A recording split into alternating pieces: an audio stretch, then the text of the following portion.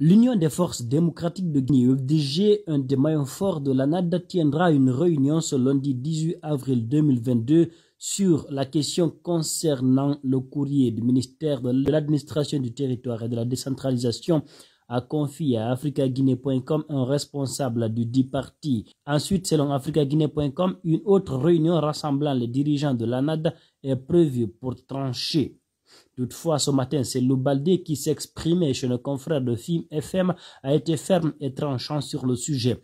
Nous n'allons pas répondre à cette injonction telle que demandée par le ministre Mori Kondé. Nous n'allons pas nous mettre à coller des dates à trancher. C'est Baldé.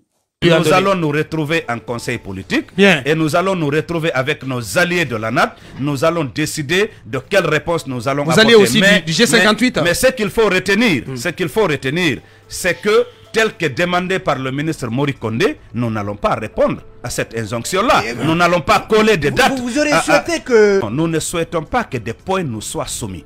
Nous souhaitons que des éléments, que ces éléments-là, que nous les identifions ensemble. Que nous identifions les éléments ensemble. Est-ce qu'on a besoin de cette... Avec la présence d'un facilitateur de la CEDEAO? Mais bien entendu. Parce que vous y tenez toujours. Exactement. Peut-être que si nous étions là, je l'ai dit, il y a des experts en matière de processus électoral au niveau de ces partis politiques. Peut-être qu'on n'allait pas avoir ces 10 grandes familles d'activités. Peut-être qu'on n'allait pas avoir ces 400 listes de tâches. Peut-être qu'on allait avoir quelque chose de raisonnable. Et c'est cela que nous voulons.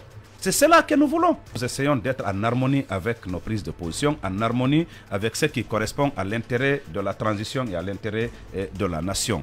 Pour nous, les mémos qui ont été déposés, en tout cas, doivent être consultés par le CNRD. C'est un manque de volonté politique. J'ai entendu des gens ici dire non, le pouvoir se négocie, il faut faire attention, le FDG se pose en je ne sais pas quoi, en opposant du CNRD. Non, il faut aller sur la base des principes démocratiques. C'est ce qui est fondamental et c'est ce qui est important.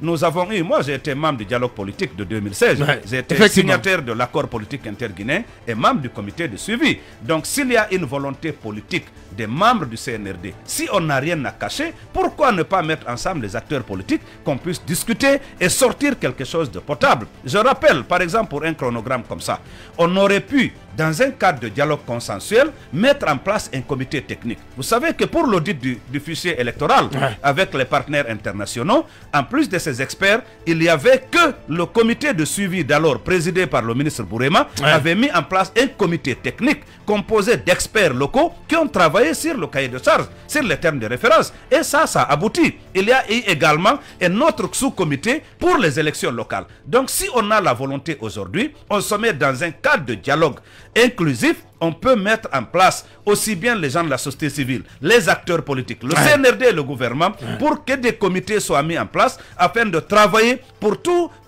les aspects sectoriels. L'organe de gestion des élections. On nous parle de référendum ici. Avec quel organe de gestion des élections nous allons faire? Parce que nous avons l'impression qu'ils veulent nous imposer le MATD comme OGE, alors que nous ne sommes pas d'accord. C'est évident, c'est eux qui veulent organiser les élections. Quand on prend la liste des tâches à l'intérieur de ces grandes familles d'activités, pour nous qui connaissons un peu comment on a l'habitude de dérouler les opérations sur le terrain, on sent que c'est le MATD qui veut les organiser. Et ça, nous avons émis nos objections dès le départ. Nous ne sommes pas d'accord que le MATD actuel organise ces élections. La crise de confiance est là. En Guinée, les coalitions politiques sont sommées par la junte de déposer au plus tard le 20 avril leurs propositions sur la durée d'exécution de la feuille de route présentée vendredi dernier pour le retour à l'ordre constitutionnel. Une feuille qui définit 10 étapes clés à franchir avant d'aboutir au transfert du pouvoir aux civils. L'Alliance nationale pour l'alternance et la démocratie, qui avait boycotté l'ouverture du cadre de concertation, va-t-elle se plier à cette injonction? La question n'est pas encore tranchée à la NAD, alors que d'autres coalitions se hâtent le pas pour déposer leurs propositions. C'est le cas de la COREG, a-t-on appris. Au sein du bloc politique dirigé par Cellou Dalein Diallo, l'on accuse la junte de vouloir encore gagner plus de temps. C'est pour gagner du temps, sinon ce travail a été fait, explique un des dirigeants de la coalition. Interrogé ce lundi 18 avril 2022 par africaguinée.com, Dr Edouard Zotomou Pogoumou, vice-président de la NAD, n'a pas caché son étonnement. Le leader de l'Union démocratique pour le renouveau et le progrès UDRP voit derrière la démarche de la junte une manœuvre dilatoire. Il dit en ces termes: nous n'avons pas attendu qu'il y ait un cadre de concertation pour nous pencher sur la question liée au chronogramme. On a déjà fait des propositions écrites et c'était à l'issue de notre entretien à l'intérieur de l'ANAD que nous avons finalement proposé un chronogramme qui s'étalait sur 15 mois. On est en train de reprendre un travail qui a été déjà fait. Nous pensons que c'est simplement pour gagner du temps. Sinon, si on dépouillait les propositions faites, on trouverait effectivement que ce travail a été fait, a fait savoir Dr Edouard Zoutomou Pogbomu au reporter d'AfricaGuinée.com.